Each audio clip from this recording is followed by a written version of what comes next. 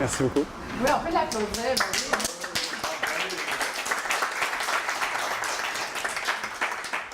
Ouais, bonjour tout le monde. Merci d'être là. Je suis vraiment très honoré. Vous êtes très présents avec moi. Fait que je trouve ça un petit peu stressant, mais je trouve ça vraiment le fun que vous soyez venus pour m'écouter ce soir puis de prendre une heure avec moi pour découvrir un peu mon histoire sur les chemins de Compostelle. Je suis un jeune de 28 ans qui a décidé de faire le chemin de Compostelle. Je travaille depuis 8 ans chez Ubisoft. Je suis designer de jeux vidéo. Ça fait partie un peu... Le chemin de Compostelle a en fait un gros impact sur cette job-là, fait que je vais vous en parler un peu.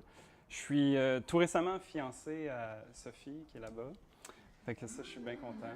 Puis c'est ça, je suis à la clinique depuis à peu près 4 ans maintenant. Fait que je suis all-in avec la chiropratie. C'est surtout un récit par rapport à mon expérience du chemin, mais plus d'un niveau spirituel ou psychologique.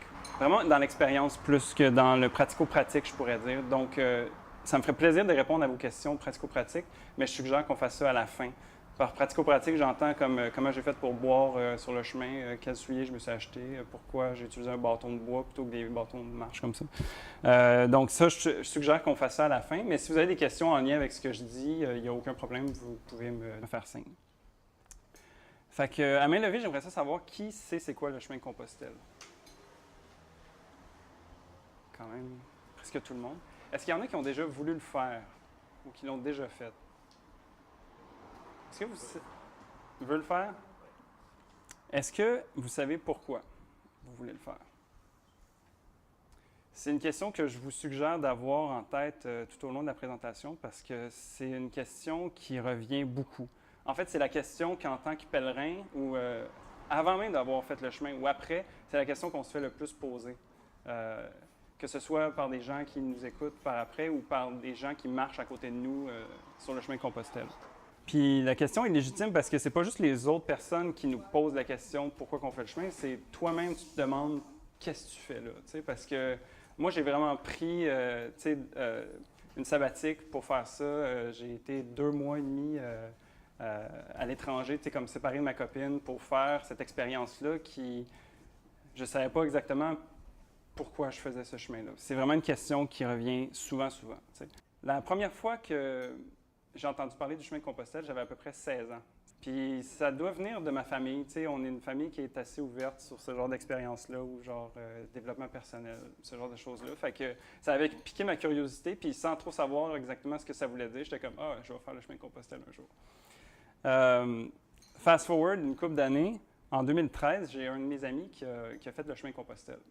Puis là, ça m'a ramené ça en conscience, puis il m'a parlé de son expérience, puis j'ai vraiment aimé ce qu'il m'avait partagé, puis qu'est-ce qu'il en avait retiré de son expérience.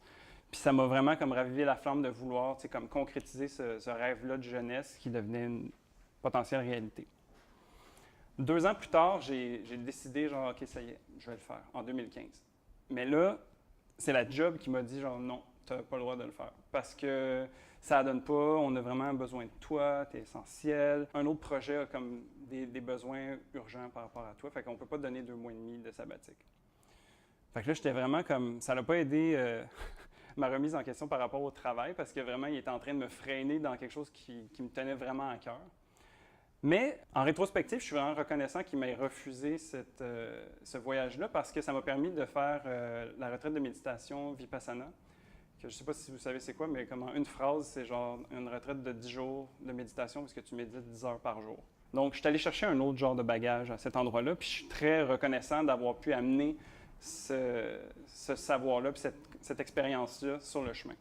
Le chemin que j'ai choisi de faire, c'est celui qui est indiqué, qui commence au numéro 1. Ça s'appelle le chemin du Puy-en-Velay. J'ai choisi ce chemin-là parce que, apparemment, que c'était le plus beau de tous les chemins qui partaient en France. Puis aussi parce que c'était un chemin différent de celui que mes amis avaient fait. Donc, eux avaient fait le chemin de Paris, qui est un petit peu plus long, mais qui est très différent en même temps. Fait que j'avais envie, de faire le chemin de Compostelle au complet. Donc, je me disais, je vais prendre le chemin le plus populaire, le plus beau, puis ça va être mon chemin. J'ai vraiment envie de faire ce chemin-là. J'ai eu cet appel-là. Une chose, par contre, que je me suis rendu compte, c'est que de peu importe où est-ce que tu pars, parce qu'il y a des chemins en France, mais il y en a aussi dans d'autres pays, mais on arrive tous à Santiago, pèlerin. Fait que le chemin en tant que tel, par lequel tu passes, c'est pas si important. La voie du Puy, pour vous mettre en contexte, c'est un chemin qui existe depuis l'an 950 après Jésus-Christ. Fait que ça fait vraiment longtemps que ça existe. J'ai checké les chiffres, puis en 2016, il y a à peu près 280 000 pèlerins qui se sont rendus à Santiago. Il y a beaucoup de monde qui passe par ces chemins-là, puis là, je passais par une des voies les plus populaires du chemin de Santiago. En chiffres, la voie du Puy, c'est 1550 km à peu près que tu parcours à pied. Il y en a qui le parcourent aussi en vélo ou quelques rares occasions à cheval. Mais on peut aussi le faire en autobus ou en voiture. Il y a vraiment toutes les façons. Moi, je l'ai faite en 58 jours. Puis, en général, les gens le font à peu près en 65 jours. C'est juste pour vous donner une idée, là. Au total, mon chemin, parce que j'ai été un petit peu plus loin que Santiago, j'ai marché pendant 1700 km au total. Je me suis rendu jusqu'à Murcia, en Espagne. La vitesse de marche que j'utilisais, c'était à peu près 25 km par jour. C'est pas particulièrement beaucoup. C'est un bon chiffre. Mais il y en a qui marchent des fois du 5 km, puis il y en a d'autres qui marchent du 50 km par jour. Ça dépend de ta forme physique, ça dépend de ce que tu t'en vas chercher sur le chemin. Puis, genre, pour faire référence aussi, ou plutôt pour vous mettre ça en perspective, c'est comme si tu faisais 4 fois l'aller-retour entre Montréal et Québec, la distance que j'ai parcourue. En podomètre, c'est à peu près 30 000 pas par jour. Fait que c'est quand même une bonne activité physique. Moi, je marchais le chemin à peu près à 5 ou 6 km/h. Ce qui est relativement rapide. Ça équivaut à peu près à 10-12 minutes par kilomètre. Puis c'est à peu près 83 mètres par minute qu'on parcourt. Puis c'est vraiment quelque chose que tu as le temps de calculer, en fait. J'ai calculé parce que c'est ça que je faisais sur le chemin. J'étais comme, à quelle vitesse que je suis en train d'aller, moi? Puis c'est à peu près 83 mètres qu'on fait. La température, pour moi, elle a vraiment été clémente, mais elle a beaucoup oscillé. Je l'ai faite de août à fin octobre. Puis la température a bougé entre 0 et 46 degrés Celsius, environ. J'ai eu vraiment tous les temps. J'ai surtout eu du soleil, mais j'ai eu du soleil cuisant. On se promène à travers les montagnes, à travers les plateaux, à travers les forêts, les champs. Des fois, on se promène sur le bord des routes. Des fois, on se promène sur le bord de l'eau. Des fois, il faut marcher à travers des ronces qu'on appelle des picots en français de France. J'ai dû sauter par-dessus des barbelés des fois, traverser des troupeaux de vaches et de taureaux. Mais ça fait toute partie de l'expérience puis de pourquoi que je me rappelle du chemin. C'est ces moments-là qui peuvent sembler un petit peu plus difficiles. Aussi, une des choses que je retiens le plus du chemin, c'est les personnes que tu rencontres. Moi, j'ai fait le chemin le plus populaire parce que je voulais aller à la rencontre des gens. Je voulais être capable de voir les cultures différentes, être capable d'être touché par les histoires que les gens amenaient sur le chemin. Puis moi aussi, être capable de m'ouvrir aux autres. Mais ça fait aussi que tu as énormément de ronfleurs qui peuvent être là. Tu as énormément de gens qui hurlent dans leur sommeil. Tu en as qui chialent aussi sur le Wi-Fi. On est en 2017. Mais tu rencontres toutes sortes de gens. En fait, en parlant de la conférence ce soir, là, sais-tu qu'est-ce que j'ai eu comme commentaire?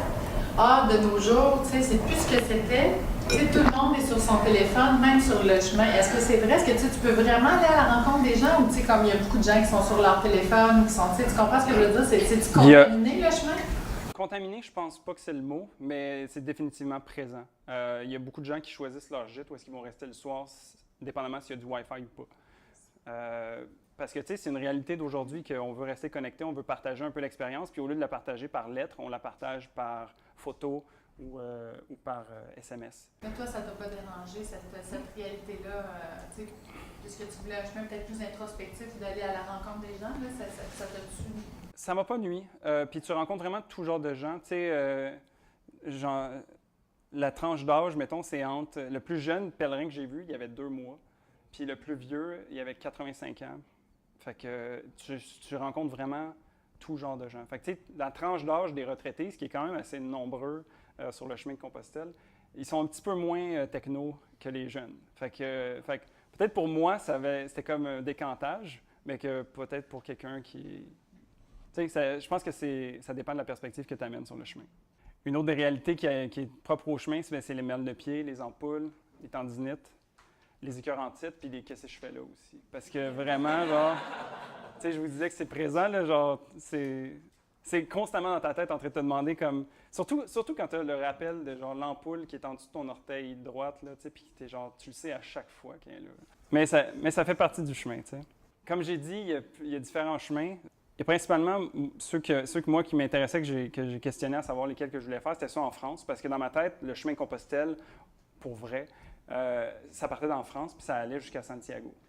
Fait en France, il y a 4 chemins principaux. Il y a le chemin de Arles, le chemin de Vézelay, le Puy-en-Velay et celui de Paris. C'est essentiellement tous des chemins d'à peu près la même distance, puis qui parcourent différentes régions de la France. Donc, mais il n'y a pas que ça. C'est ça que je me suis rendu compte, c'est que le chemin, en fait, tout le monde finit par aller à Santiago, peu importe d'où est-ce que tu arrives. J'ai rencontré du monde qui ont marché à partir de la Belgique, de la Suisse, de la Hongrie, du Portugal, de l'Allemagne, de l'Italie, puis il y en a même qui viennent de Jérusalem. Donc, ça, c'est un peu genre en rafale, c'est quoi le chemin. Mais le chemin, c'est pas juste une marche, c'est aussi le moment, dès que tu te fais dire oui, en fait, que tu peux y aller, c'est là que ton chemin commence. Parce que c'est à ce moment-là que ça commence à être présent dans chacune des décisions que tu fais ou dans chacune des préparatifs que tu dois entreprendre. Acheter tes billets d'avion, acheter ton stock, planifier comment que tu vas t'arranger là-bas, qu'est-ce que c'est de faire le chemin Compostelle, lire là-dessus. Puis, dépendamment des défis que tu veux apporter, ça demande une période de recherche, ou pas, dépendamment encore. Qu'est-ce que tu veux faire? Moi, ce que j'ai décidé de faire, à la dernière minute, bien sûr, c'est de commencer à vraiment m'assurer d'avoir une bonne forme physique. Fait que je suis venu voir une chiro. En fait, j'ai continué de venir voir la chiro, puis je disais que je voulais spécialement travailler là-dessus. J'ai commencé à aller au gym aussi pour m'entraîner au niveau des jambes, au niveau du corps. C'est des trucs de base, mais c'est juste comme garder ça en tête, garder ça vivant. J'ai aussi fait de la massothérapie, de l'acupuncture. J'ai été voir une diététiste. Puis, dans le fond, je vidais mes assurances de job. C'est ça que je faisais parce que je me disais, tu sais, ce voyage-là va tellement être initiatique sur quelque chose de grandiose que genre peut-être que je vais finir par quitter mon travail tout de suite après en revenant. Puis genre, mes assurances, aussi bien de toutes les utiliser tant que je les ai, tu sais. Fait que oui, sinon, moi, pour vous mettre un peu en contexte, je suis vegan. Donc, j'ai tout acheté en neuf, puis j'ai tout acheté vegan. Ce que ça veut dire, en une phrase, là, c'est que j'ai aucun produit animal dans ce que j'ai utilisé. Donc, pas de bottes de cuir, pas de chandail de laine. Toute la bouffe aussi, c'était un challenge de plus parce que je m'en allais en campagne française où est-ce que, genre, à chaque 100 km à peu près, tu as la spécialité de la France qui est la meilleure au monde, puis que si tu y goûtes pas, c'est tellement un sacrilège, puis tout le kit. Fait que, genre, c'était juste de me préparer avec ça. Préparer aussi le budget, tu sais, puis un petit peu la planification de voyage, mais personnellement, je ne l'ai pas fait trop parce que je me disais, je vais voir rendu là. Tu sais, ça faisait un petit peu out of character pour moi de dire, je vais y aller un petit peu plus à l'aveuglette, mais en étant préparé. Puis, évidemment, une chose que je me suis rendu compte un peu après avoir fait de la préparation, mais c'est que j'ai mis beaucoup de crainte, beaucoup de peur et beaucoup d'inquiétude dans mon sac. Quand je parle de ça, c'est des pensées mode survie. C'est comment je vais faire pour manger, est-ce que je vais avoir froid, est-ce que je vais toujours avoir... Tu sais, si j'ai pas de toit sous ma tête, est-ce que je vais être capable de subvenir à mes besoins? Puis là, c'est de savoir à quel point tu amènes du stock, tu sais. Parce qu'une pharmacie, ça peut être très, très, très large. Mais en même temps, il y a des pharmacies à chaque village que tu vas rencontrer là-bas. Mais c'est toutes des épreuves qui t'apportent sur le chemin, puis que si tu es prêt à avoir le recul ou de faire les prises de conscience, bien, tu vas pouvoir en tirer quelque chose. Sinon, au point de vue psychologique et spirituel, bien, je me suis remis à méditer. Ça fait à peu près 2 ans que je médite, puis j'ai essayé d'être un petit peu plus assidu. Il y avait mon acupunctrice qui m'avait dit « Ah, bien en fait, tout ce qui se passe avec toi, c'est que tu es en train de vivre ta crise de la trentaine. Genre, tu es en crise. C'est pour ça que tu t'en vas faire le chemin. » Là, j'étais comme « Je suis meilleur que ça, j'ai pas de crise de la trentaine, moi, tu sais. » Vraiment, j'étais en train de voir comme ma job, ça allait plus. Ma vie, j'étais comme, qu'est-ce que je fais de ma vie en ce moment? J'ai besoin genre, de ce recul-là pour essayer de voir où est-ce que je peux me situer ou me resituer. Puis, tu sais, avec ma copine, de voir, tu sais, comme, qu'est-ce qu'on fait? Est-ce qu'on se crée une famille tout de suite? On s'enligne vers quoi? Tu sais, c'est des grosses décisions. Puis, ça a juste été un bon addon, je pense, de pouvoir, tu sais, comme, tirer la plug pendant un bout de temps sur ma vie pour aller me ressourcer. Puis, le dernier truc que j'ai décidé de faire aussi, c'est de ne pas prendre de photos puis de ne pas écouter de musique. Je trouvais que c'était des défis intéressants. Je m'étais dit, au pire, tu sais, je me flagellerais pas si j'en prends, parce que j'ai quand même des photos. Mais l'idée, c'était pas de faire le pèlerin touriste, grosso modo. Puis pour la musique, c'est parce que je me disais, je vais me promener en campagne puis en nature pendant 5 heures, 6 heures par jour, aussi bien d'écouter la nature puis d'être avec les gens puis être ouvert aux conversations plutôt que d'être fermé. C'était l'idée derrière ça. Donc, je suis parti au point 1 sur la map, départ du puits. Puis c'est une fois que je suis arrivé là-bas, après avoir pris genre plusieurs trains, l'avion, puis tout le kit, que je me suis rendu compte que j'étais en train de faire ça. Puis en fait, tu sais, j'avais eu le moment à l'aéroport où est-ce que j'étais avec ma mère puis avec ma copine. Puis où est-ce que j'ai pleuré ma vie, puis là, j'étais comme « Ah, vous allez me manquer », puis tout, là, j'étais genre vraiment émotif parce que je sentais que j'étais en train de faire quelque chose de grand, mais en même temps, c'était un détachement, puis c'est un éloignement, puis tout ça, donc c'était assez prenant. Mais, tu sais, puis ça, je m'y attendais, genre, à pleurer un peu à l'aéroport, mais de pleurer aussi une fois rendu au puits, puis d'appeler ma copine pour la dernière fois avant de partir le lendemain, puis qu'elle me disait « Est-ce que ça va? Tu peux arrêter si tu veux? » Puis j'étais comme « Non, mais je suis tellement bien, mais je sais pas pourquoi. » Puis c'est juste comme... Il y avait tellement d'émotions qui ressortaient à ce moment-là que genre ça a sorti par des larmes.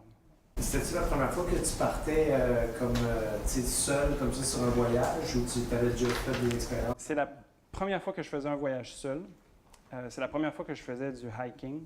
Ça, ce que j'entends, c'est marcher toute la journée avec un sac de 10 kilos sur le dos. C'est genre 23 livres, 23-25 livres à peu près. Ça, parce que ça varie dépendamment de à quel point tu as peur de manquer de bouffe ou pas. Fait que c'est ça, j'étais au puits, il est le soir, il est rendu super tard, puis je suis en train de pleurer au téléphone, en train de me dire que ça sert à rien, tout ce que je fais. Genre, il me semble que juste de me rendre jusqu'ici, genre, j'ai déjà acquis ce que j'avais à acquérir. Je peux-tu retourner chez nous, genre?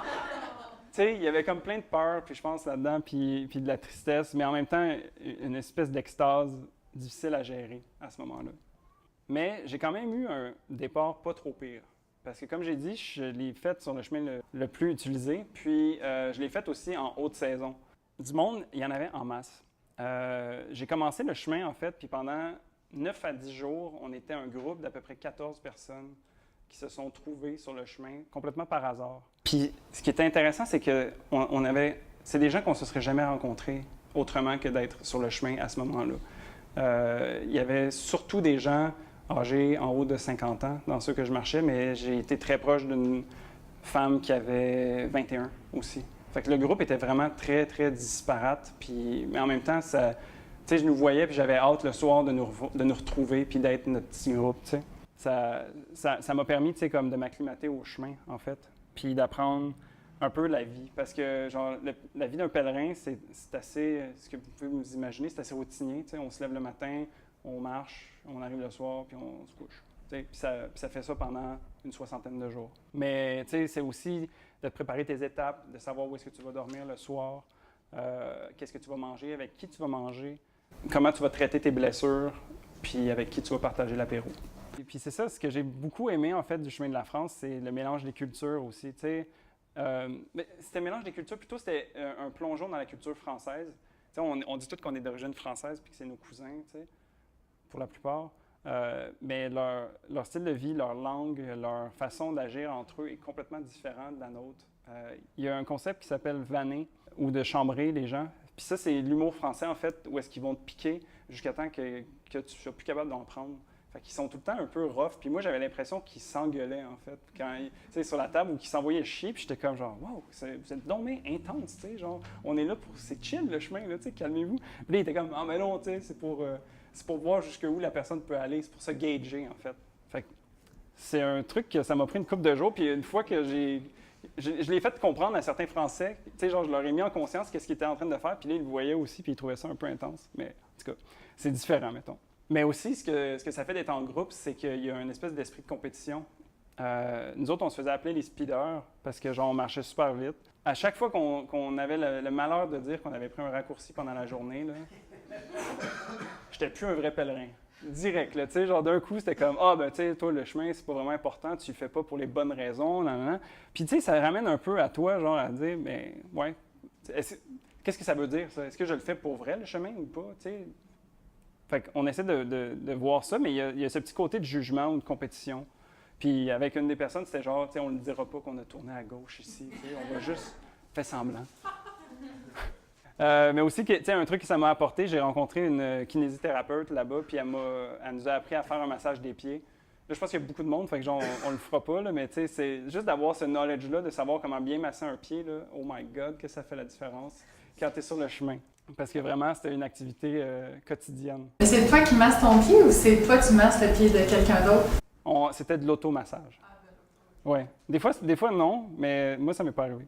Puis c'est ça aussi, tu sais, genre, le fait d'être avec les gens, ça te permet aussi de vivre des expériences avec eux, puis de vivre les hauts et les bas du chemin. Parce que, genre, dès le début, là, tu sais, dans les premiers 9 jours, je me rappelle que j'ai voulu arrêter le chemin, en fait. Il y a eu un jour où est-ce que j'étais avec un de mes amis, on était les speeders, tu sais. On allait vite, puis là, on s'était arrêté en plein milieu d'un champ, puis on était comme, OK, on a vraiment faim, là, fait qu'on va juste s'arrêter là. On s'était arrêté sur un champ qui était complètement jauni, avec très peu d'ombre, puis rempli de mouches. Puis là, on était en train de manger, genre, tu sais, comme notre pain avec... Moi, je mangeais très frugalement, là, je mangeais genre des cacahuètes, des abricots séchés, puis du pain le midi.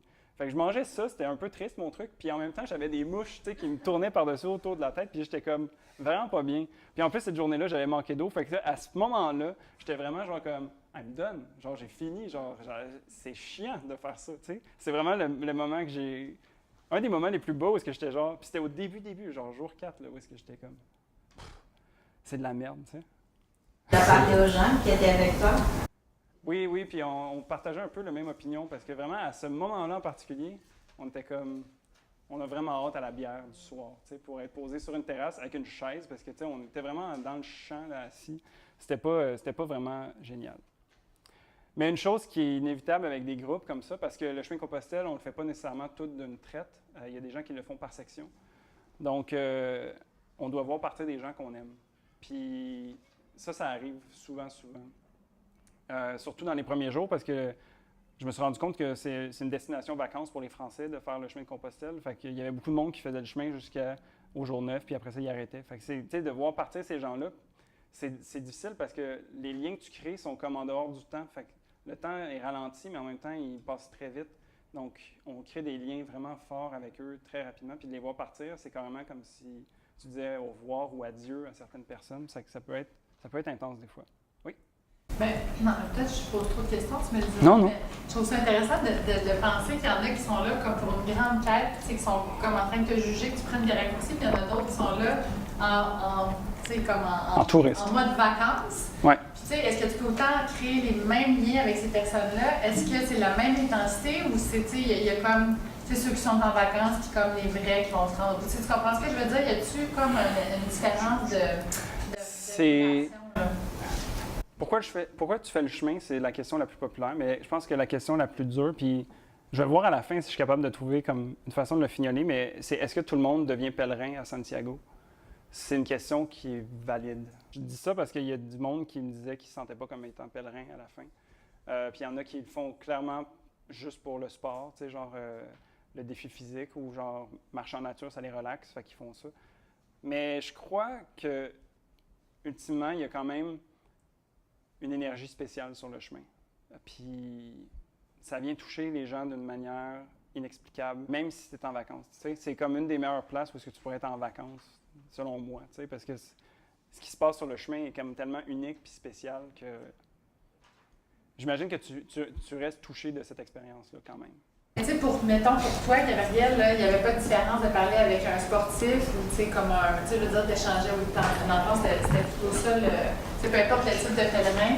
Oui. Pour toi, c'était comme une ouverture, puis c'était comme équivalent. Il n'y avait pas de plus de liens plus approfondis avec certains pèlerins. Plus approfondi, oui, définitivement, mais quelque chose à aller chercher chez chaque personne, je pense que ça a été quand même valable. Donc c'est ça. Moi, le groupe s'est séparé à peu près après une dizaine de jours. Puis je suis resté avec mon compagnon speeder, genre, qu'on marchait ensemble. Puis ça a vraiment été le fun d'être avec lui parce que, tu sais, c'est une des personnes avec laquelle j'ai le plus bandé sur le chemin, puis où est-ce que j'ai le plus acquéri de choses par rapport à moi ou par rapport à mes relations, tu sais. On parlait de plein de choses, tu sais, c'était un prof de philo, c'était un prof, genre, ce qui serait, genre, le primaire, je pense, ou le secondaire, je pense, ici. Puis, tu sais, il était très éduqué, il avait écrit des livres, puis, tu sais, il était vraiment très intéressant, mais en même temps, il m'énervait beaucoup, tu sais, parce qu'il parlait énormément, tu sais. Fait qu'on avait des super belles discussions, mais des fois, j'étais comme, OK, on va parler encore de Jésus, genre, let's go! fait que des fois, c'était un petit peu challengeant, mais tu sais, ça a quand même valu toutes les fois où est-ce qu'on a juste pris une bière aussi à parler, puis où est-ce qu'il m'a fait découvrir un peu, tu sais, comme sa façon de voir la vie, puis qui il était, puis tout ça. Puis à travers ça, me découvrir moi-même. Puis j'ai trouvé que l'expérience était vraiment belle. Puis avec lui, ben c'est la première personne que j'ai laissée sur le chemin qui a filé comme comme une séparation, un break-up, carrément. Ça fait drôle à dire, là, tu sais, mais genre, on était tellement proches, ça faisait 2 semaines qu'on marchait ensemble. Puis c'était vraiment comme un break-up. On était dans notre chambre, tu sais, à faire nos affaires comme on fait depuis 2 semaines. Puis là, il me dit, il faut que je te parle. Puis là, c'était comme, OK, qu'est-ce qu'il y a? J'ai comme envie de marcher tout seul. Fait on se sépare-tu à partir de tel point? Puis là, j'étais comme, j'ai eu la boule dans la gorge, tu sais. Puis là, j'étais genre, oui, c'est correct. Mais en même temps, j'étais, tu sais, je suis content d'avoir fait ça avec lui parce que j'étais prêt, tu sais, genre quand je dis qu'il m'énervait, tu sais, c'est dit doux là, quand même, tu sais, il m'énervait pas tant que ça, là, mais je sentais que j'avais besoin, tu sais, de passer à autre chose, qu'on avait vraiment fait ce qu'on avait à faire ensemble, puis que là, cette séparation-là était due. Puis, tu sais, je suis reconnaissant que ce soit lui qui a eu les premiers pas, puis qui a dit genre comme, on se laisse dessus. Parce que c'est vraiment pas facile, puis ça file vraiment comme une séparation amoureuse. C'est bizarre à dire, là. On aurait pu imaginer ça quand même, hein? C'est pas une réalité que je m'imaginais, moi. Non, moi non plus. Je m'attendais pas à ça. Puis donc, ça m'a amené à être seul pour la première fois, 2 semaines après le départ du puits. C'est encore à cette fois-là où est-ce que tu te dis, OK, ça fait 2 semaines, je sais qu'est-ce qui se passe, j'ai ma routine, tout le kit, je sais un peu qu'est-ce que je fais ici, mais là, tu es rendu tout seul, tu n'as plus de repères, c'est un nouveau départ.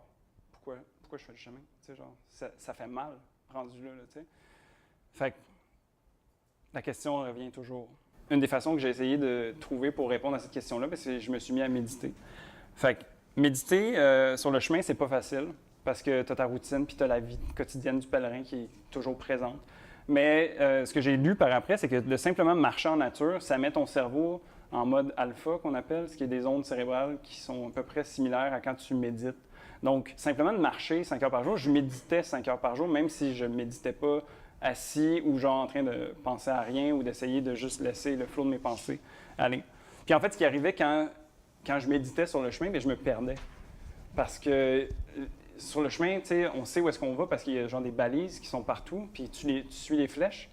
Mais quand tu médites, tu es comme genre dans ton corps, puis tout, puis là, les flèches, ils disparaissent. Puis là, tu te rends compte que tu es rendu genre 5 bornes trop loin, puis que genre là, tu regardes ton miam-miam, ton guide, puis tu es genre, ouf, la carte est vraiment pas si précise que ça. Où est-ce que je suis rendu, là, tu sais? Puis ça m'est arrivé une fois, ça, où est-ce qu'on arrive à un T, là, on tourne à droite, puis on est comme, waouh, on n'est vraiment pas sur le bon chemin. Puis là, on se dit ça, mais on continue de marcher encore 1 kilomètre, tu sais, juste pour être sûr. Puis on revient.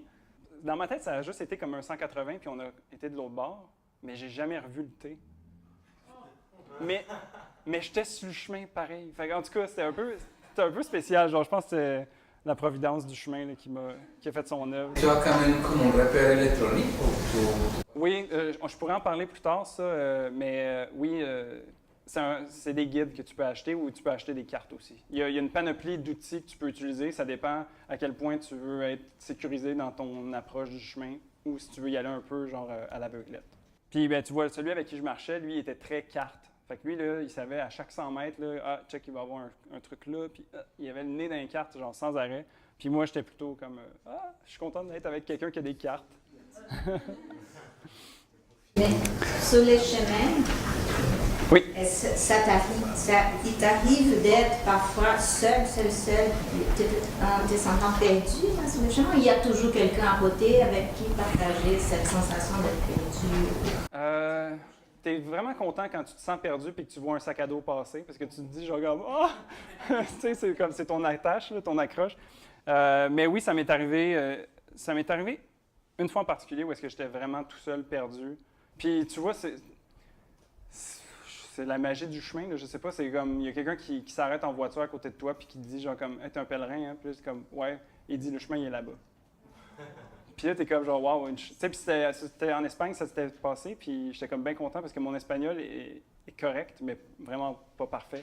Fait qu'il a juste vu que j'étais perdu parce que j'étais vraiment en plein milieu d'un champ, avec des lignes qui allaient partout, puis mon plan, il était pas du tout d'accord avec ce qui était en face de moi, donc... Puis être tout seul aussi, ben tu sais, c'est aussi le feeling de pas avoir personne avec qui partir ta journée, puis il y a personne qui t'attend le soir. Parce que ça, c'est un truc qu'on s'habitue rapidement de dire, genre, comment, OK, ben c'est cool, tu sais, je vais revoir telle personne, ou genre, ah, je vais y dire ça quand je vais la revoir ce soir. Mais là, d'avoir personne, t'arrives, tu rentres dans ta routine, mais tu sais, t'es garant de personne où tu vas partager ta soirée avec personne à proprement dit, tu sais.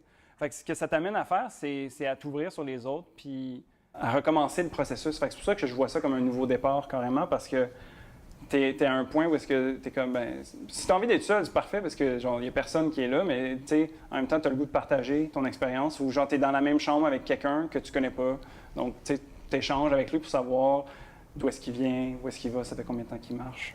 Puis c'est ça, tu sais, ça dégêne d'une certaine manière. Moi, j'ai pas trop de misère avec les rapports entre les gens, là, mais tu sais, je trouve que c'était un exercice le fun d'être tout seul, puis de ne pas avoir, tu sais, comme, ah, OK, bien attends, c'est parce que mon ami, genre, il s'en va, fait que je vais m'en aller. Tu sais, tu étais vraiment libre de faire les rencontres que tu avais besoin de faire, puis de les vivre. Un autre truc que j'ai trouvé intéressant d'être seul, je l'ai fait tout le long, mais j'ai gardé un journal tout le long du voyage, j'écrivais à chaque jour. Puis quand tu es tout seul, tu as plus de temps pour écrire. Fait que c'est plus intéressant, c'est plus introspectif, un petit peu comme approche. Beaucoup de ce qui est écrit là-dedans, c'est par rapport aux relations que j'ai eues avec différents pèlerins. Donc, c'est de trouver l'espèce de balance ou genre ton rythme, qu'on peut dire, de comment tu te sens par rapport aux autres pèlerins ou qu'est-ce que tu as besoin à chaque moment dans ton cheminement. Puis là, étant seul, ce qui est arrivé pour finir le chemin français, c'est que j'ai été, tu sais, comme confronté à plusieurs idéologies.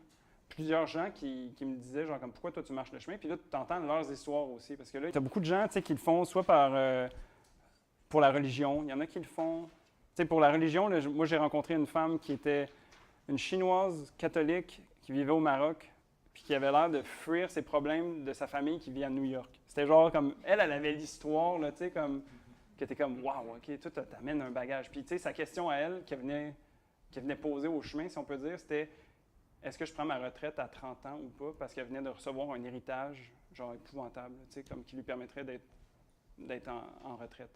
Fait que là, j'étais comme, wow, OK. Tu sais, moi, d'un coup, là, genre, je fais ça parce que j'étais en crise de la trentaine, devenait genre comme tout petit, là, tu sais, genre, j'étais comme, aïe, aïe. Ou, tu sais, j'ai rencontré une nonne, elle s'appelait Teresa, elle venait de la Pologne.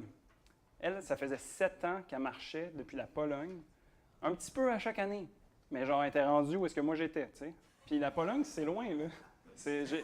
J'ai pas compté le nombre de kilomètres qu'elle a fait, mais puis je dis c'est une nonne, mais c'est parce qu'elle était habillée en nonne, tu sais. Elle était habillée, genre, la grosse toge noire, le chapeau, le chapelet, puis elle avait son sac à dos comme tout le monde, là. Mais tu sais, ça détonnait du paysage où est-ce que toi, t'es habillé, genre... Mais moi, j'étais habillé tout en noir, mais tu sais, du monde habillé en fluo, genre, avec les bâtons de marche, puis du chapeau un peu loufoque, tu sais. Elle était vraiment, genre, comme intense religion, tu sais. Parce que pour elle faisait ça pour sa foi, en fait, là, tu sais. Fait que c'est ça, t'as plein de rencontres comme ça qui t'amènent à te poser des questions un petit peu sur toi-même, puis moi, ça me remettait définitivement en question, tu sais, puis à voir pourquoi je faisais ce chemin-là, tu sais. Puis ça m'a appris d'une certaine manière l'humilité, parce que j'étais comme, OK, tu sais, oui, mes problèmes ont l'air vraiment gros, genre ce que je vis a l'air vraiment gros, mais après, quand tu compares avec d'autres gens, ça te permet d'avoir plus de perspectives sur toi-même.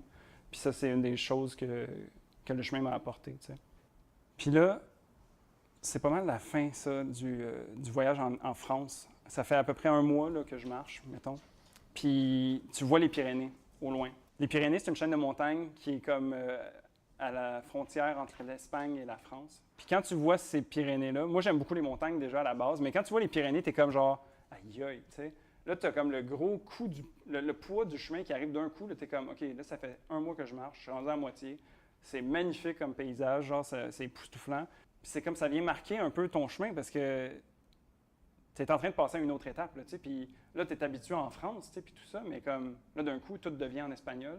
Le rythme de vie est complètement différent en Espagne comparé en France. Puis déjà qu'en France, c'était complètement différent du Québec, là, tu sais. Fait que moi, j'étais genre... Moi, j'aime bien ma routine, tu sais. Fait que là, genre, de me faire dire que, genre, ouais, les magasins en Espagne, ils vont être fermés entre 2h puis 5h l'après-midi, t'es comme, OK.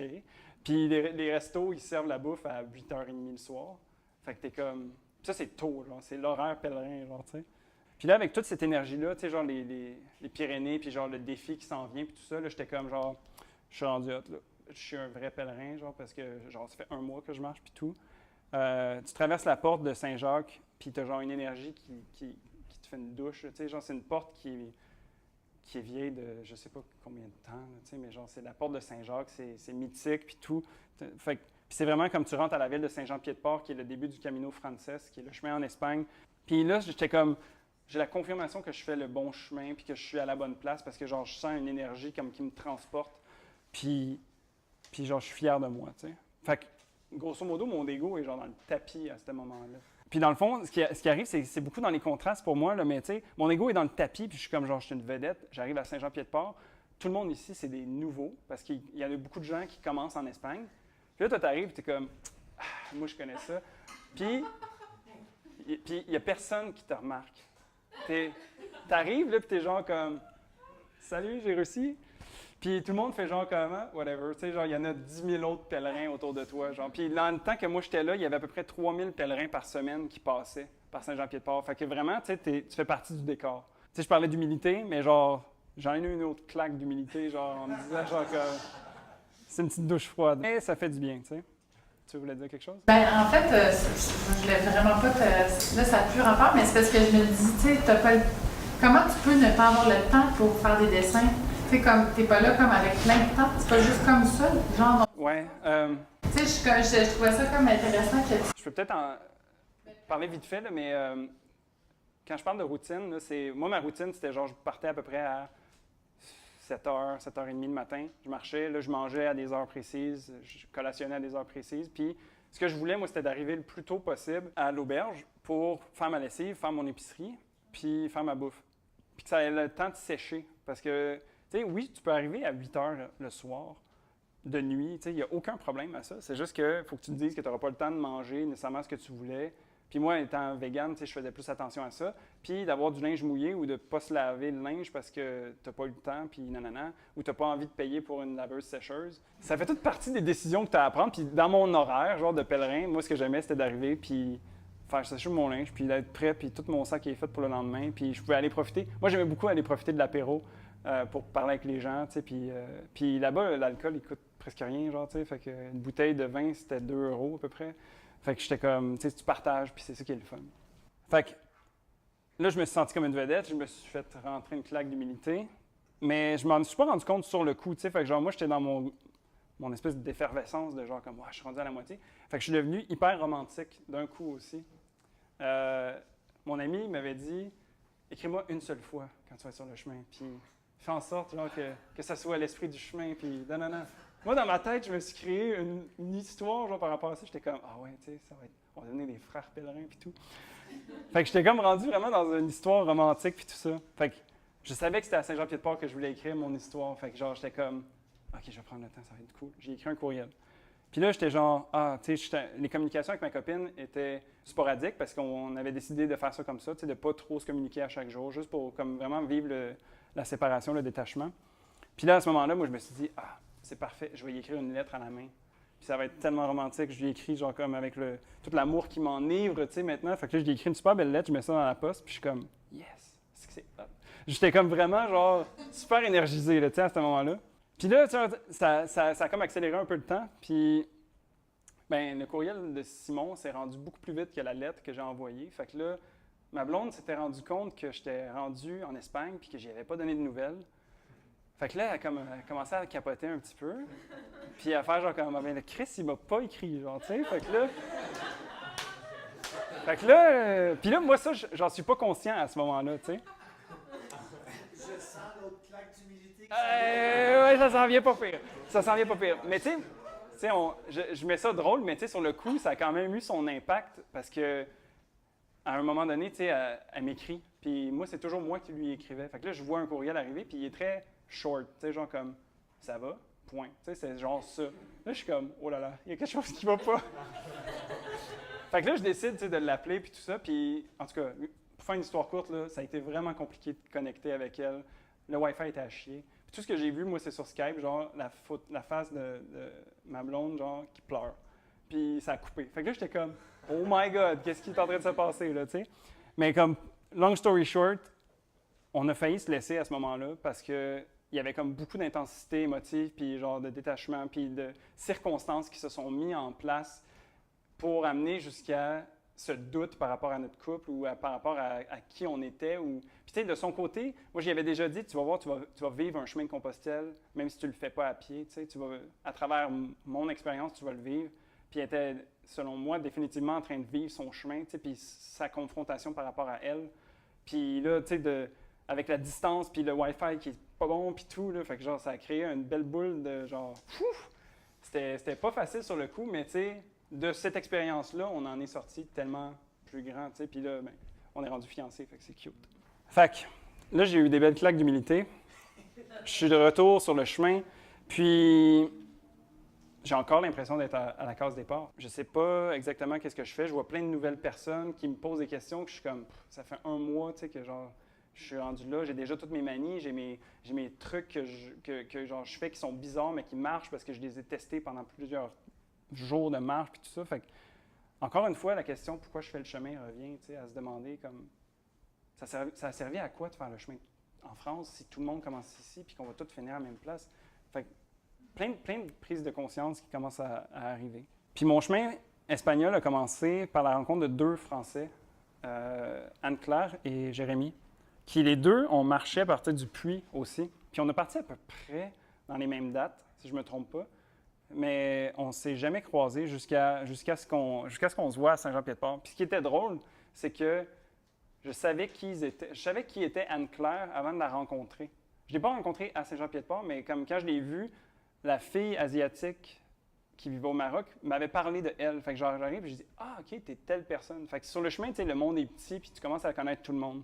Fait qu'instantanément, on a comme créé un petit groupe à 3 puis eux autres, on a marché une bonne dizaine de jours ensemble.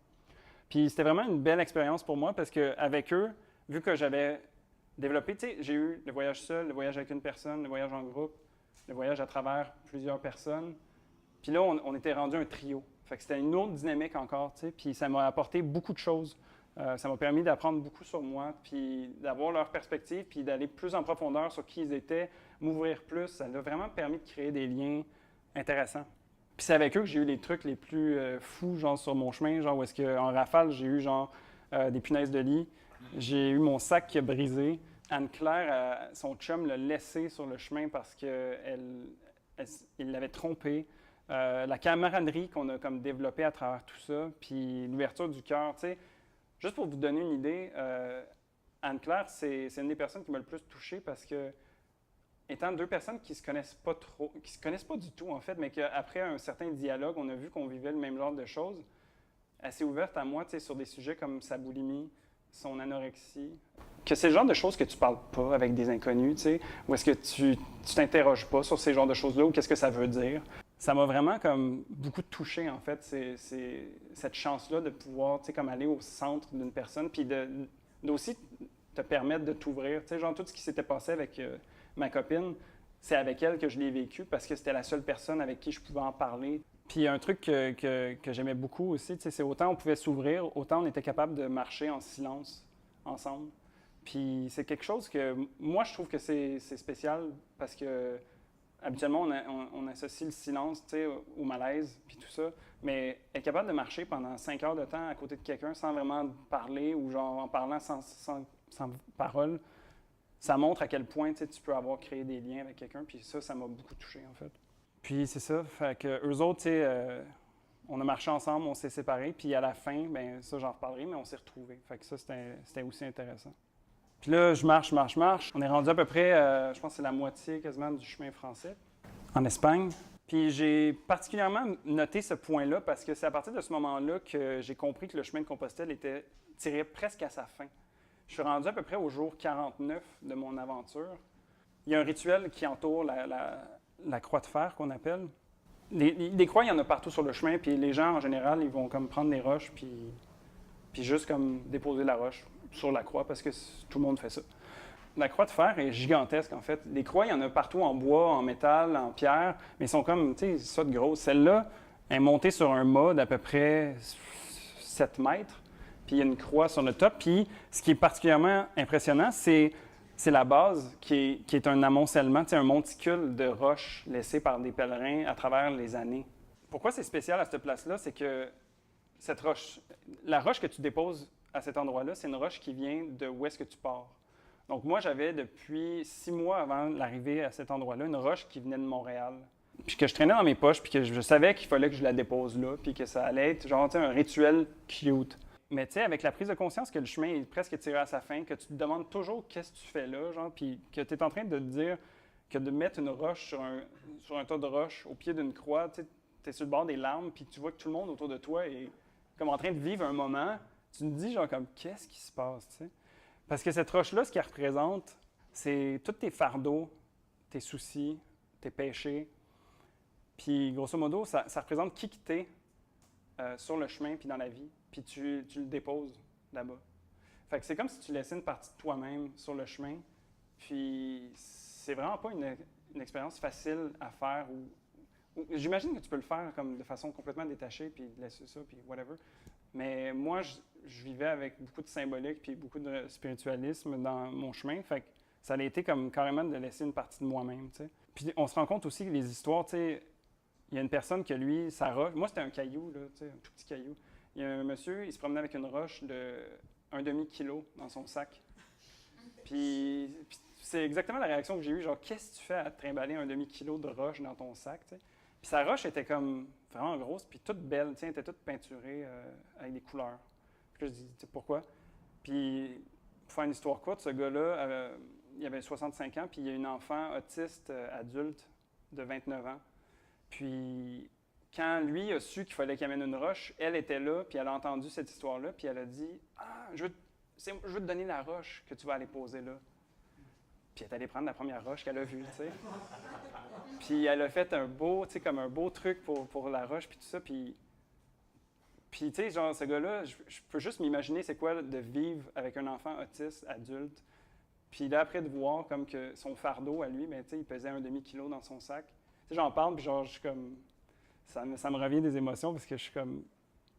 Ce gars-là, en plus, c'était vraiment une personne que j'aimais pas sur le chemin, tu sais, il me faisait chier, tu sais, il parlait fort, puis il arrêtait pas de chialer, puis en même temps, ce gars-là, il transportait ça avec lui, tu sais, fait que cette dichotomie-là était vraiment intéressante pour moi, cette dualité.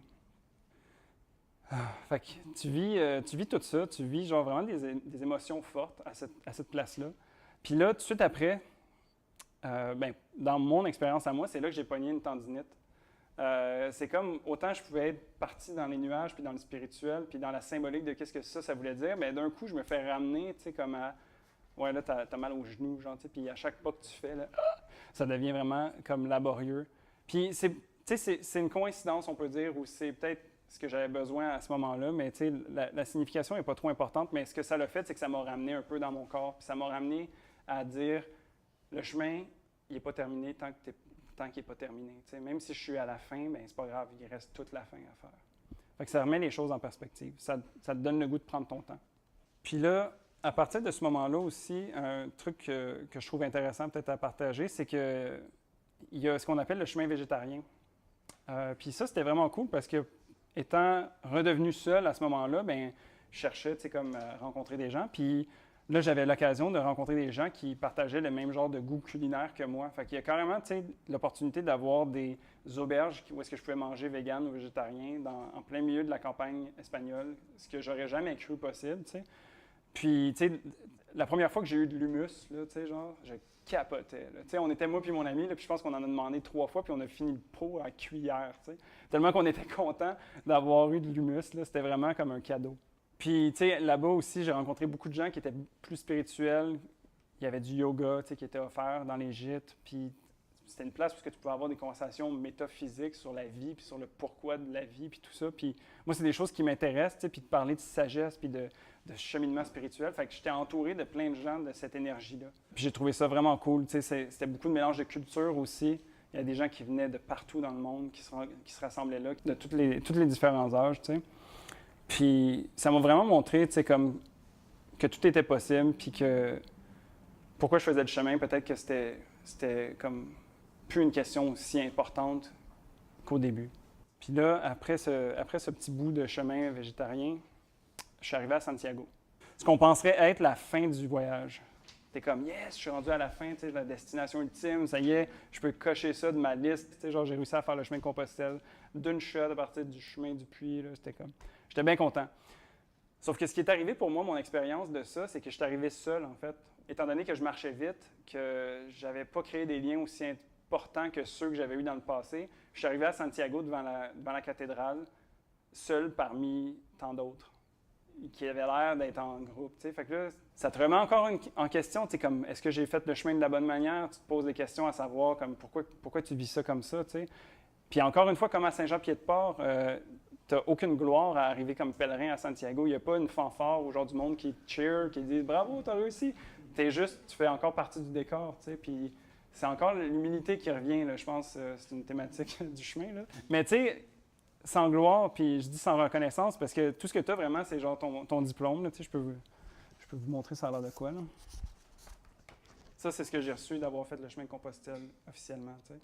Puis tu sais, genre pour ajouter au comble du malheur, je me suis trouvé genre un lit de sol, tu sais, imaginez genre comme un coussin genre de patio, tu sais, genre mis à terre, puis je devais payer 14 € la nuit pour dormir par terre sur un coussin à peu près ça d'épais, tu sais.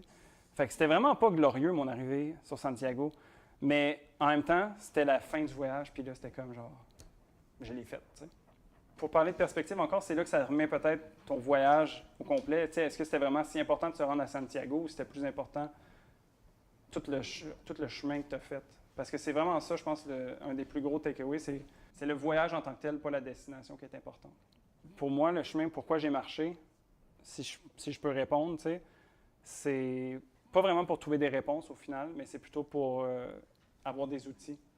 Ça m'a permis d'avoir plus de confiance en moi, plus d'estime de moi. Ça m'a définitivement sorti de ma zone de confort plus d'une fois. Puis à travers les rencontres ou à travers les aventures qui m'arrivaient, j'ai appris à me connaître, puis à me donner la permission de m'ouvrir aux autres. Puis c'est ça, tu sais, c'est les plus beaux cadeaux, je pense, que j'ai reçus de Santiago en tant que tel, tu sais.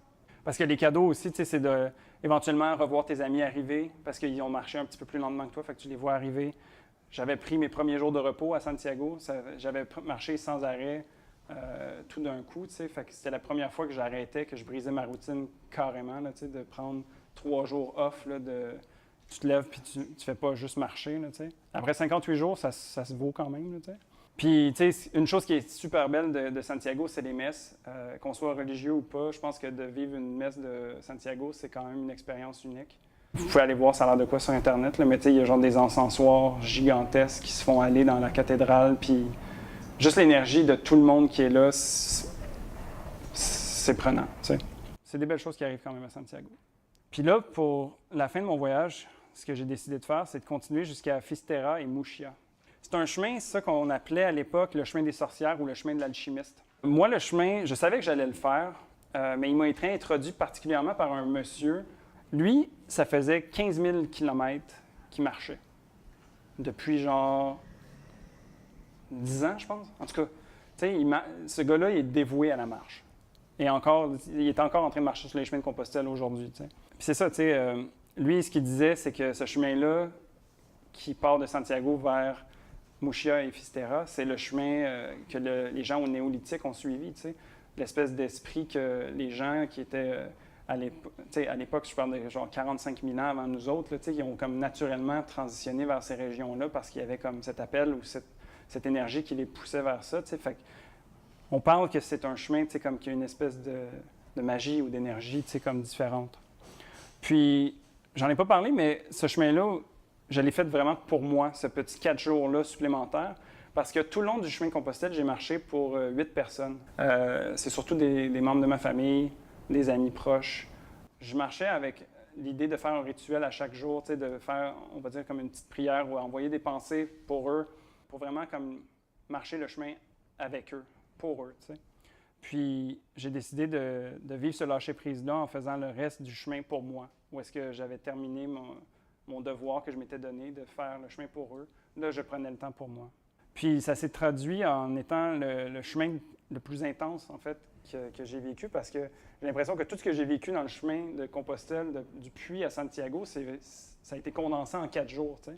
C'est là que j'ai eu les pires températures, c'est là que j'ai eu les moments les plus émotifs, où est-ce que, genre, je me suis à nouveau effondré en larmes, tu sais. C'est vraiment là que j'ai vécu les moments les plus intenses. À Fisterra, c'est ce qu'on croyait à l'époque du Moyen Âge, qui est être la fin du monde.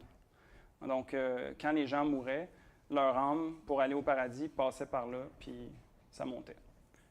Fait qu'il y avait comme vraiment un côté très mythique à cet endroit-là. Puis, un des rituels qu'on pratique à cet endroit-là, c'est de jeter un objet qui nous appartient à l'océan. Ayant une conscience écologique, j'ai pas voulu jeter genre un gros truc, là, tu sais. Il y en a qui jettent leurs bottes, par exemple, ou genre qui...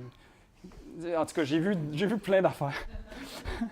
Mais moi, j'avais décidé de jeter un élastique à cheveux, en fait. J'avais les cheveux longs avant de partir sur le chemin, puisque je me laissais pousser les cheveux, puis je disais, sur le chemin, je vais me raser, puis je vais avoir l'air d'un moine, puis ça va être cool.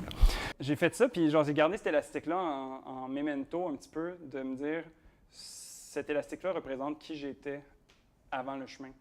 C'est un exercice volontaire que j'ai fait de dire que c'est comme si j'encapsulais ça dans ça, puis que j'allais me débarrasser de ça à la fin du monde. Tu sais. J'ai voulu faire cet exercice-là. Puis pour faire ça, bien, je me suis rendu vraiment bas, parce que je voulais absolument que ça tombe à l'eau. Tu sais. Fait que j'ai fait une petite descente. J'ai décidé de descendre sur la côte pour vraiment être sûr que mon objet que j'allais lancer allait tomber dans l'eau. Parce que c'était vraiment important pour moi que le rituel se passe bien. Tu sais. Fait que j'ai descendu à travers tous les picots, puis à travers, genre, tu sais, en gougoune, vraiment pas très sécuritaire.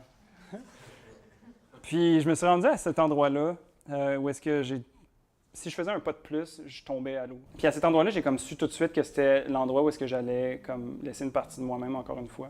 Fait que ce que j'ai fait, c'est j'ai pris cet élastique-là qui trônait sur mon bâton de marche depuis genre une 60aine de jours.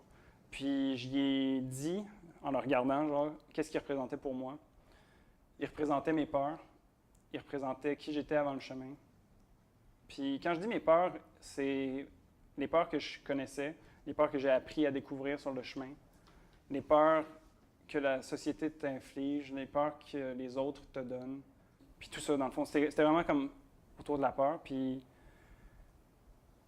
je l'ai comme attaché autour d'une roche. Je l'ai regardé une dernière fois. J'ai hésité à prendre une photo à ce moment-là, mais j'ai dit non, tu sais, il faut que je laisse ça aller. Puis j'ai tiré la roche à l'eau. J'ai pris le temps de regarder pour voir si elle tombait dans l'eau. Elle a tombé dans l'eau, puis quand j'ai vu ça, je me suis effondré en larmes, carrément. J'ai pas pu faire autrement que de vivre le moment catharsis, genre de moi qui se libère de près ou de loin de certaines peurs, puis toute l'intensité de ce qui se passait à ce moment-là. Puis c'est ça a comme été genre comme une des leçons que j'ai le plus aimé du chemin, c'est le lâcher prise. Tu sais, je l'ai vécu autant à travers les gens, autant à travers les objets que tu laisses sur le chemin, autant à travers les parties de toi-même que tu laisses sur le chemin. C'est vraiment comme un exercice très intéressant et très puissant que le chemin peut t'offrir. Un autre des trucs que j'ai fait qui a été ça le plus intense pour moi, c'est quand j'ai laissé mon bâton de marche. Mon ami Yann, le speeder, du début, c'est avec lui que je l'ai trouvé. Puis il disait il m'a dit par après que c'était carrément comme si c'était un artefact, en fait, ce bâton-là, parce qu'il m'a suivi tout le long du voyage. C'est lui qui m'a supporté. C'est lui qui m'a fait baver quand je le trouvais trop lourd. C'est lui qui a été un passe-temps aussi pour moi. Puis genre, juste comme quelqu'un de présent à tout moment. Puis je savais que ça allait pas être quelque chose que j'allais rapporter avec moi, mais de faire l'exercice de se séparer de ce bâton-là, ça a été la chose la plus difficile que j'ai faite sur le chemin. Puis, tu sais, c'est ça, ce que je voulais faire, en fait, c'est à Mouchia que j'ai voulu faire ça. Parce que Fisterra, c'est la fin du monde, puis Mouchia, pour moi, c'était la renaissance. Donc, je voulais renaître, mais comme avec l'acquis du chemin, puis je voulais l'amener en dedans de moi, pas nécessairement le transporter puis dire, regardez, j'ai fait le chemin. Donc, de laisser ce bâton-là, j'ai été le laisser sous les pierres saintes. Il y a des pierres saintes à Mouchia, puis c'était très touristique en même temps, les pierres saintes. J'aimais la symbolique, mais en même temps, je trouvais ça très, très touristique. Mais j'ai réussi à trouver genre des pierres saintes qui étaient un petit peu en dehors du chemin, puis qui étaient un petit peu à l'écart. Puis quand j'ai pu aller sous la pierre, parce que je pouvais carrément... C'était comme un amoncellement de 3 pierres en pyramide, puis j'ai carrément pu rentrer à l'intérieur. Puis quand je suis rentré là-dedans, l'énergie qu'il y avait là était juste trop forte. Puis encore une fois, j'arrêtais pas de pleurer à la fin, là, tu sais, mais genre comme... J'ai revécu tout le chemin au complet, mais genre en 1 seconde, tu sais. Fait que c'était excessivement prenant puis intense. Puis Pour vous dire, ça a pris à peu près 1h15 laisser mon bâton derrière parce que je pouvais pas le faire, genre comme « Ah, cool, merci ». C'était juste trop prenant, tu sais. Mais je suis vraiment fier d'avoir réussi à faire ça. Puis je suis fier d'avoir amené ce que j'ai amené du chemin. Puis je me dis que peut-être si je retourne sur le chemin puis que je retourne à Mouchia, bien peut-être qu'il va être encore là. Je n'ai pas fait dans cette optique-là, mais je me dis que ce serait une belle chose si le temps le veut. Fait que, pourquoi j'ai fait le chemin?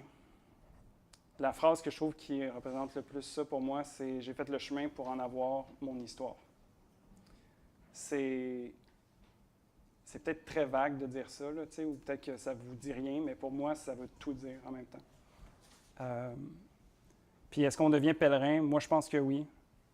Si tu es prêt à te laisser toucher par l'énergie du chemin, puis à ce que tu peux aller chercher de ça, tu deviens pèlerin que tu le veuilles ou non. Puis d'avoir le chemin de Compostelle derrière la cravate, ça vaut son pesant d'or. Puis comme je dis souvent, c'est la plus belle expérience humaine que tu peux vivre. Donc, que tu crois ou non que tu es un pèlerin, c'est pas grave. c'est tellement genre une belle chance, une belle opportunité, un beau cadeau que tu peux te faire de faire le chemin de Compostelle qu'on s'en fout comment on appelle ça, au final. Fait que, ouais, je trouve ça intense. Mais sinon, tu sais, après tout ça, comment c'est de revenir du chemin? Parce que c'est quand même une épreuve en soi. Une des premières choses que Simon m'avait dit à propos de ça, c'est que le chemin commence quand tu reviens. Comme si c'était en soi une nouvelle expérience. Puis là, j'étais comme, ouais, je comprends, là, tu sais, mais qu'est-ce que ça veut dire? Tu sais, je peux dire que, genre, ça va faire 5-6 mois là, que j'ai fini de faire le chemin, puis je suis encore dedans. Tu sais, genre, j'en parle, puis là, tu sais, genre, j'ai encore le moton qui remonte, puis je suis comme... C'est prenant comme expérience, tu sais. Puis la meilleure façon que je peux décrire ça, là, c'est quand tu reviens du chemin. Pourquoi que ça prend du temps à s'acclimater puis à se réaccorder? C'est que la vie ici, c'est une autoroute. Puis toi, ça fait 2 mois et demi que tu marches, mais là, on te met en plein milieu de l'autoroute. Puis là, on te dit genre comme « go », tu sais, retourne au travail, retourne dans ta vie de couple, retourne avec tes amis, puis tout, tu sais, puis explique le chemin à tout le monde alors que c'est pas du tout distillé. Juste de parler du chemin ici, là, aujourd'hui, ça m'a pris vraiment beaucoup de brain power, genre pour condenser ça, tu sais, en 1h15, puis juste de vraiment faire le compte de qu'est-ce que j'ai acquis, tu sais, puis après d'avoir cette discussion-là comme 45 fois en dedans d'un mois et demi, c'est intense, tu sais. Parce que tu veux pas non plus juste dire comme « ouais, c'était cool ».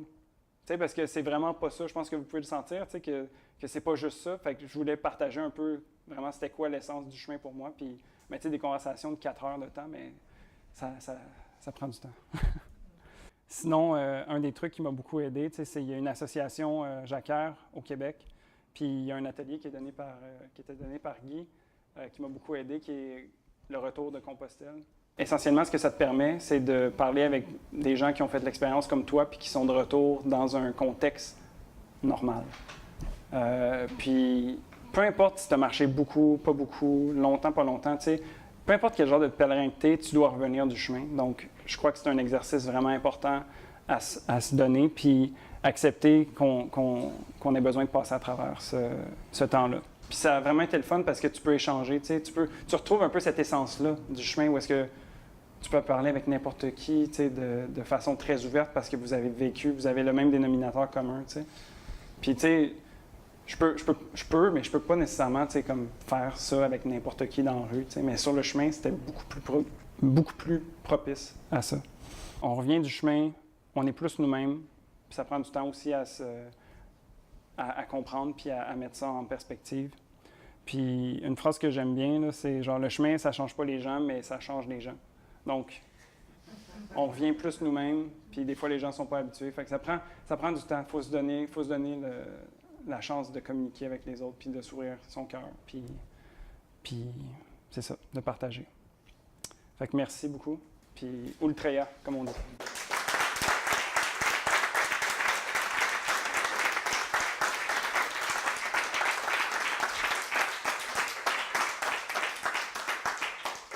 Si vous avez des questions, genre ressources, équipements, logistique, budget, coût, machin.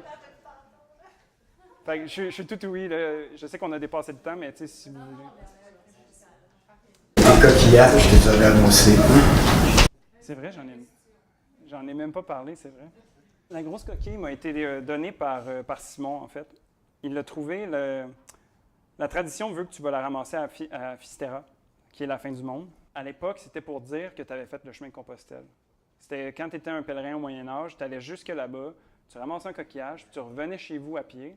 Là, est-ce qu'on le fait moins là, aujourd'hui? Là? Quoi qu'il y en a qui le font toujours. Mais c'est comme c'est ta preuve, ton gage que tu as vraiment fait le chemin de Compostelle. Puis moi, dans le fond, celle-là, je l'ai eue dès le début du chemin, parce que Simon me l'avait donnée. On a vraiment eu un petit moment cute. Parce qu'il faisait vraiment chaud en juillet. Là.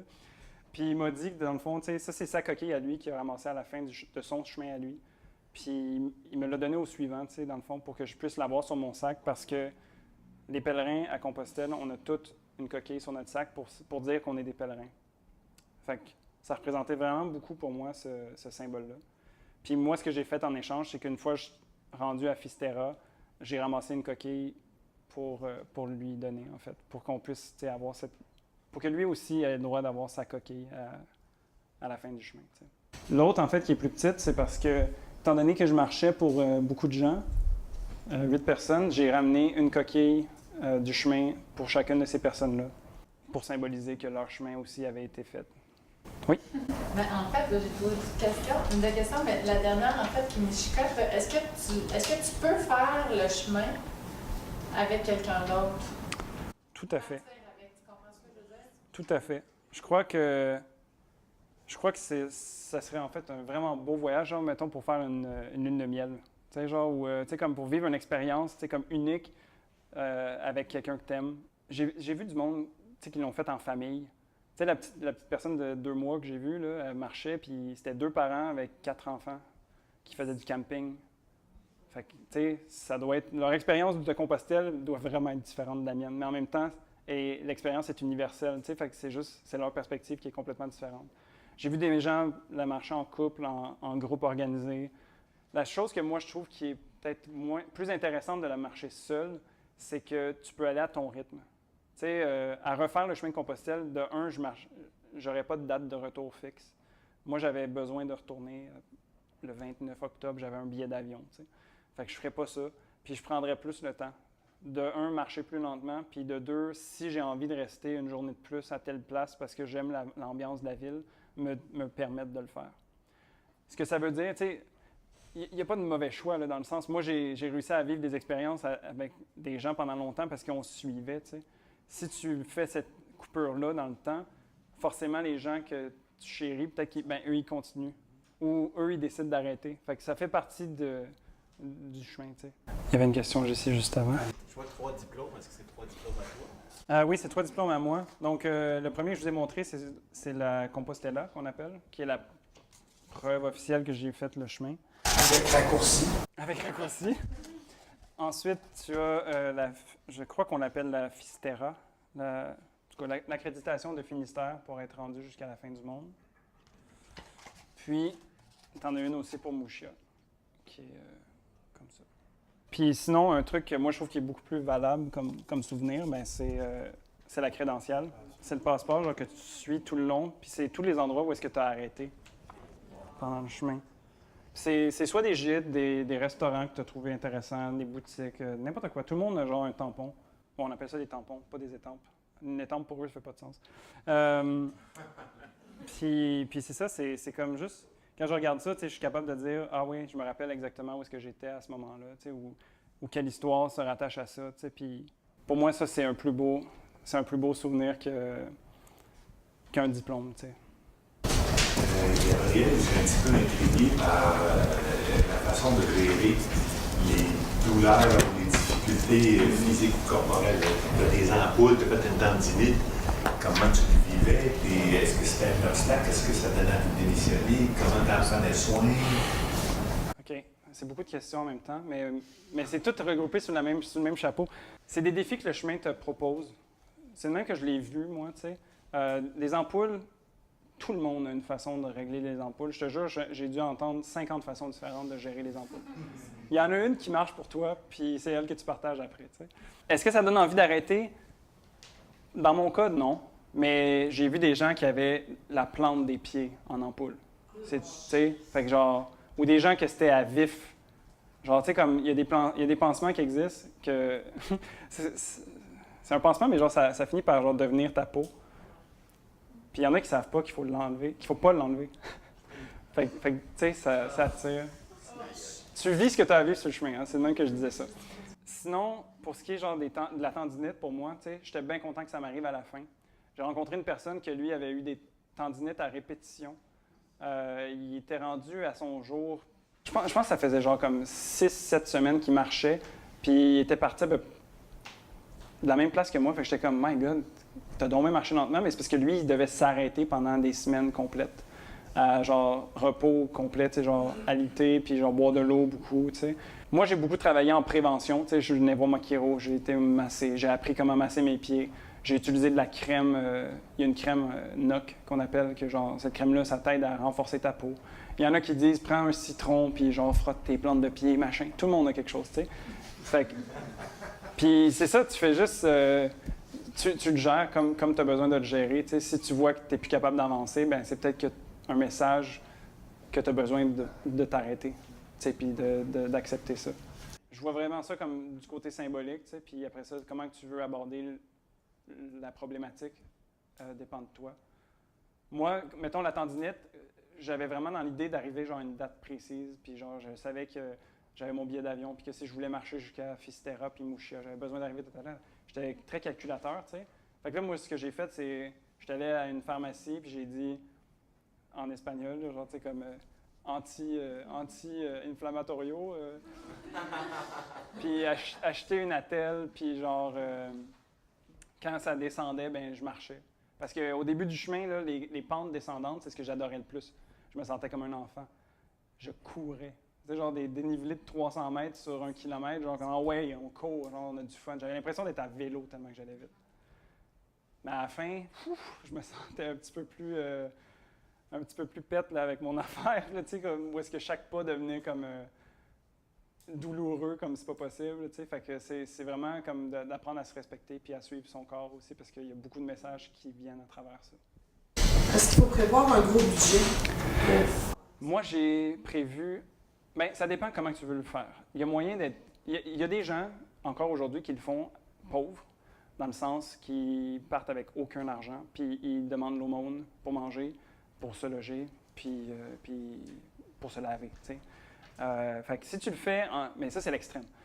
L'autre extrême, tu peux y aller en camping-car ou genre en hôtel, puis ton budget, tu sais, ça peut coûter 100 € la nuit si tu veux. Tu sais. Moi, le budget que je m'étais donné pour le logement, la bouffe, puis avoir suffisamment d'imprévus de collecter, parce que tu sais, j'ai parlé que j'amenais mes peurs dans mon sac. Moi, j'étais genre, je veux pas manquer d'argent, au cas où que je manque d'argent. Tu sais. Fait que je m'étais prévu un budget d'à peu près 50 € par jour, ce qui est largement suffisant. En général, je finissais par avoir comme 30 €. Tu sais. Un lit en France, ça coûte 15 €. Si tu veux manger, parce qu'il y a des demi-pensions qui sont offertes, où est-ce que là, tu as le lit, le petit déjeuner et le souper d'inclus, c'est en général 25 €, 25 à 50 €, dépendamment. Si tu veux avoir une chambre seule comparé à une chambre à plusieurs, le prix varie. Mais tu sais, sinon, tu peux décider de promener ton équipement de camping puis dormir à la Belle Étoile tout le long. L'expérience est complètement différente, par contre. Moi, ce que j'ai beaucoup aimé du luxe de pouvoir vivre dans les gîtes, c'est que j'allais à la rencontre des gens. C'est des rassembleurs instantanés, tu sais. Fait que moi, c'est ça que j'aimais. Puis les gens qui faisaient du camping, on les voyait pas. Ils vivaient leur aventure, tu sais. Qui est différente, mais tu sais, comme ô combien valable pour eux, peut-être, tu sais. Fait que je te dirais comme 50 € par jour, là, t'es bien correct. Puis en Espagne, ça coûte moins cher. En Espagne, ça coûte à peu près 9 €, entre 7 et 9 € pour un lit. Fait que c'est quand même une expérience abordable, si on peut dire. Tu sais, ça a quand même son coût. Tu sais, nous autres, en plus, il faut qu'on se rende. Eux autres, là-bas, ça coûte pas cher de prendre le train quand tu compares, genre, pour aller au puits. Là, nous autres, ben, c'est le billet d'avion qu'il faut payer, les trains, puis tout ça, tu sais. Fait que c'est sûr qu'on se rajoute un bon montant d'entrée, tu sais. Puis après, tu sais... ça dépend aussi de quel genre de budget que tu veux te donner pour l'équipement. Moi, j'ai eu besoin de m'acheter tout du neuf parce que je suis pas un marcheur aguerri. J'avais rien, tu sais. Puis même ce sac-là, en fait, c'est pas le sac avec lequel je suis parti parce que mon sac a pété. Puis j'ai dû m'en acheter un, tu sais, mais ce sac-là, il m'a coûté comme 120 $, tu sais. Fait que je suis parti avec un petit peu plus gros que ça. C'est un 50 litres, c'est trop gros, mais en tout cas pour moi, c'est trop gros, étant donné que j'avais aucun matériel de camping ou quoi que ce soit. Mais ce que ça me permettait, c'est que j'étais versatile, tu sais. Fait que genre, j'avais jamais à me soucier si j'avais besoin d'un petit peu plus de bouffe, j'avais de la place tout le temps. Fait que 50 litres, c'est un bon chiffre. Le refaire, je le ferais sûrement avec un 40, 45 maximum. Ce qui arrive, c'est que le sac finit par être lourd, vide. Tu sais, genre, mettons, plus ton sac est gros, plus il pèse. Fait que c'était un truc que je prenais en compte. Je pense que celui-là, il pèse genre 1 kg vide. Fait que, tu sais, il faut que tu penses à ça. Puis moi, je marchais avec plus ou moins 10 kg de poids sur le dos constamment, ce qui est léger. Il y a des gens, beaucoup, qui tournent plus autour du 14-15, tu sais, dépendamment de ce que tu veux t'apporter, tu sais. Et pourquoi le bâton de bois? Le bâton de bois, pour moi, j'avais, tu sais, comme, je sais pas si ça a transparu dans ce que je disais, mais je voulais faire le vrai chemin, tu sais. Fait que là, j'étais comme les vrais pèlerins, ils ont un vrai bâton de bois, tu sais. Fait que je vais avoir un bourdon qu'on appelle comme les vrais, tu sais. Bien, c'est ça. Puis, dans le fond, ça m'a pris longtemps à trouver le bon bâton parce que là, étant donné que je cherchais un bâton de bois, bien, c'est la providence. Tu sais, t'es genre, tu rentres dans le bois, tu vas-tu en trouver un ou pas, tu sais. J'en ai trouvé qui pesait genre 5 livres. C'est énorme, tu sais, genre, c'était du bois de danse, puis vraiment trop lourd, puis je finissais par avoir mal à l'épaule juste à l'utiliser. Fait qu'il me donnait plus de douleur que de bonheur, tu sais.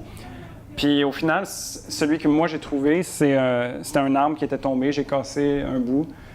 J'ai gossé un peu avec un opinel, parce que tous les Français ont un opinel, genre un couteau tout usage, tu sais. Je me suis gossé des poignets, je me suis gossé, genre, j'ai enlevé les branches.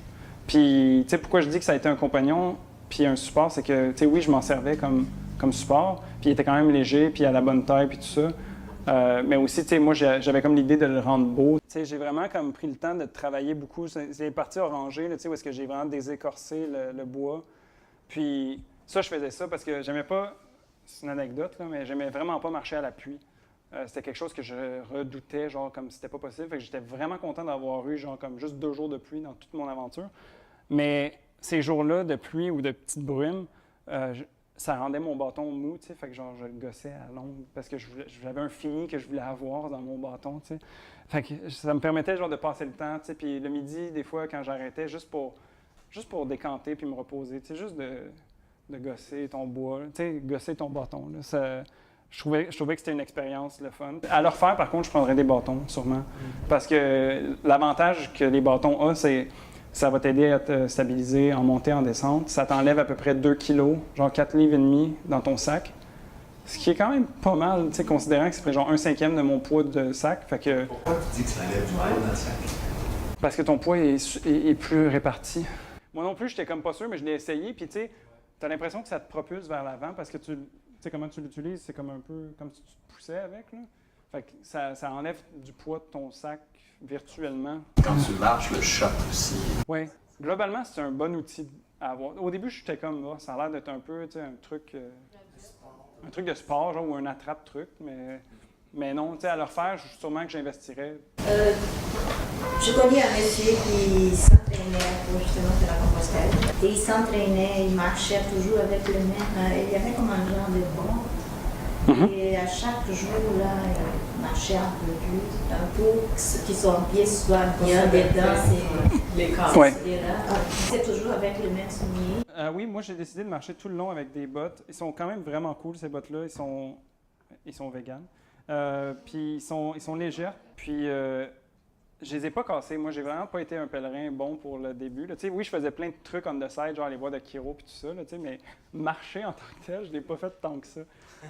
Fait que j'ai pas cassé mes bottes, mais tu vois, je les ai essentiellement utilisées sur le chemin. Fait que tu vois qu'ils ont déjà, tu sais, comme travaillé puis tout ça. Puis celles-là, étant donné qu'elles n'étaient pas en cuir aussi, c'était beaucoup plus malléable. Fait que j'ai pas eu de misère, j'ai pas eu trop de douleur par rapport à ça.